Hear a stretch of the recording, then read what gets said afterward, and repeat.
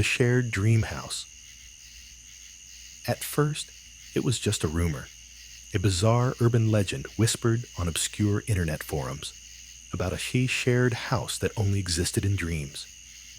People who had never met before claimed they were experiencing the same recurring dream. A modern, dimly lit house with multiple rooms, a shared kitchen, and an eerie silence that stretched between its walls. The strangest part? The house was always occupied by the same group of people. No one knew each other in real life, but every time they fell asleep, they would wake up. There and nearer, inside that house, sharing space with strangers who seemed eerily familiar. I first heard about it through a friend, Rob. He told me about an online thread where people were discussing their dream house experiences. He thought it was all some elaborate internet prank. Then one night, I had the dream too. The first time I stepped into the house, it felt real. Not like a dream, more like I had actually woken up there. The air smelled faintly of dust and old wood. Dim lighting cast long shadows across the narrow hallways. The kitchen was warm, the hum of a refrigerator filling the silence. I wasn't alone. In the living room, 4 others sat around a coffee table. They looked up as I entered, as if they had been expecting me. A woman in a gray sweater smiled slightly. "You're new." I tried to speak, to ask where I was, but something stopped me. The others introduced themselves casually, as if they had known each other for years. I tried to tell myself it was just a dream, that I would wake up and forget about it. But when I opened my eyes the next morning, the memory was sharp, lingering in my mind like something that had actually happened. And the next night, when I fell asleep, I was back in the house. Each night, the dream repeated. Same house, same people. And soon, I noticed something terrifying. None of them seemed surprised to be there. Every night, they went about their routine as if it were completely normal. Talking, eating, sitting around in silence. I started asking questions. Who built this place? No one answered. Why are we here? They avoided my eyes. Then one night, I asked something different. What happens when someone leaves? Everyone fell silent. The woman in the gray sweater spoke first, her voice barely above a whisper. No one leaves. A man with hollow eyes looked at me and added, they just stopped coming back. I tried to forget about it, tried to convince myself it was just a weirdly persistent dream. But then something changed. One afternoon, while walking through a crowded subway station, I saw one of them, the man with hollow eyes. He was standing near the exit, staring blankly ahead. I froze. He shouldn't exist outside the dream. Yet there he was, real as anyone else in the station. I called out. He didn't respond. I pushed through the crowd to reach him. But by the time I got close, he was gone. That night, I returned to the dream house. The moment I stepped inside, every resident turned to face me. You saw him, didn't you? The woman in the gray sweater sighed. This means you're next. Next for what? I asked. No one answered. They just looked at me with something close to pity. I stopped sleeping. For 3 days, I forced myself to stay awake, terrified of what might happen if I went back. But exhaustion won. The moment my eyes shut, I was there again. This time, the house felt colder. The lights were dimmer. One of the doors that had always been locked was slightly open. And the moment I saw what was inside, I understood. The walls were covered in forged photos. Images of every resident, including me. Some were crossed out. I turned around. The woman in the gray sweater stood behind me. Her face was expressionless. "Once you see us outside," she whispered, "you can't wake up anymore." The others began moving toward me. I tried to run, but the door to my room was gone. And then I woke up. Except I wasn't in my bed.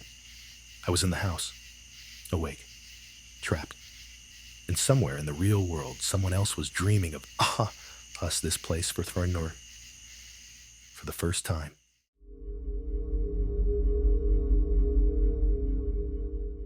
The house that won't be torn down. I first heard about the house from a local historian while working on a piece about cursed architecture, places where construction never finished, where buildings refused to be demolished. Oak Ridge Manor, she said. They've tried to tear it down at least 7 times. Every time, something stops them. Like what? I asked. She hesitated. Accidents. People going missing. And the structure. It changes. I frowned. Changes how? She looked at me for a long moment before speaking. If you walk through it today, she said, the floor plan won't match the blueprints from 10 years ago. Or 5 years ago. Or even last month. I laughed. That's impossible. She didn't laugh. I started digging into the records. The house had been built in 1892 by a wealthy industrialist, Thomas Fairchild. A grand, sprawling mansion in the countryside, complete with marble floors and a winding staircase straight out of a Gothic novel. But after Fairchild died in 1907, the house sat empty. For over a century, owners came and went, yet no one lived there for more than a year. The longest anyone lasted was 11 months. And then, in 1973, someone tried to tear it down for the first time. The lead contractor fell from the 2nd floor and broke his neck. After that, every demolition attempt ended in disaster. 1978. A fire broke out, consuming all the equipment but leaving the house untouched. 1986. A wrecking ball swung back the wrong way, crushing the operator's vehicle. 1999. A team of surveyors disappeared inside. Their bodies were never found. In every case, the project was abandoned. And each time the house was inspected afterward, the floor plan had changed. I knew I had to see it for myself. The property was fenced off, but a rusted gate hung open. I stepped inside, my camera in hand. The air was thick, like the house was breathing. The wooden door groaned as I pushed it open. Inside, dust covered everything. Chandeliers hung low with cobwebs. The grand staircase was just as it had been in the old photographs, but something felt wrong. As I walked deeper, I checked my floor plan. The hallway ahead wasn't supposed to be there. I turned a corner and found a door that wasn't on any blueprint. A cold sweat formed on my neck. I reached out.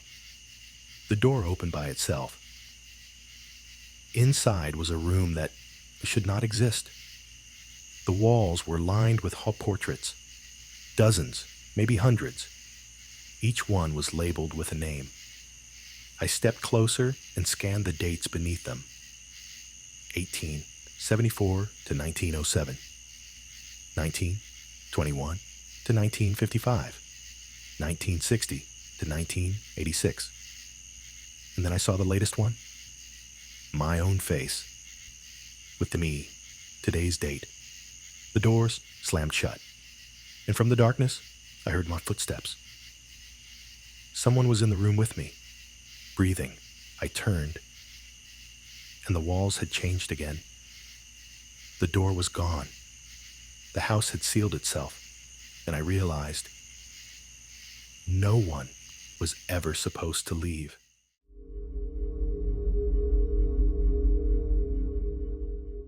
The forum that shouldn't exist. It started with a dead link.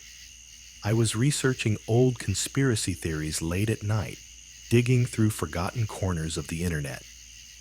A discussion thread mentioned an abandoned forum from the early 2000s, supposedly predicting real-world events before they happened. Most of the links were broken, but then one worked. I don't know why I clicked it. Maybe it was curiosity, maybe just boredom. But the moment the page loaded, I felt it. Something was wrong. The website looked ancient. A simple gray interface, basic text, no images. A scrolling marquee at the top read, "Welcome back." That was weird. I had never been here before. I scrolled through the forum topics. Some were about outdated tech, Y2K panic, lost media. But others, they were cow predictions. At first, I assumed they were fake. A thread from 2002 described a pandemic that would shut down the world in 2020. A post from 1999 mentioned a billionaire building rockets to colonize Mars. One thread, dated 2098, said a black hole photo would make headlines in 2019. I clicked deeper. The timestamps were unchanged. No edits, no signs of forgery. And then I saw it, a thread with my name. The title read, "User, my name. You are here." My chest tightened. The post date? 1995. The year. Before I was born. I clicked. The thread was long. Each post described moments from my life with disturbing accuracy. 2010. A broken arm from a bike accident. 2016. My dog dying on Christmas Eve. 2021. My first serious breakup. And then, the Matan last post. Timestamp, 1 minute ago. It read, "Now you know. Your future is set. Do not leave." I froze. This was impossible. Had someone been tracking me my whole life? Some elaborate prank? A deep fake? My mouse hovered over the refresh button. I clicked. The forum. Refreshed. A new post appeared. "You're still here? Good." I slammed my laptop shut. I didn't sleep that night. The next morning, I powered on my laptop. The forum was gone. The URL led to a 404 error. No cache, no records, like it never existed. But I remember. And now, every time I go online, I feel watched. Every now and then, a notification pops up. New message. But when I open it, there's nothing. Just an empty thread, waiting for my reply.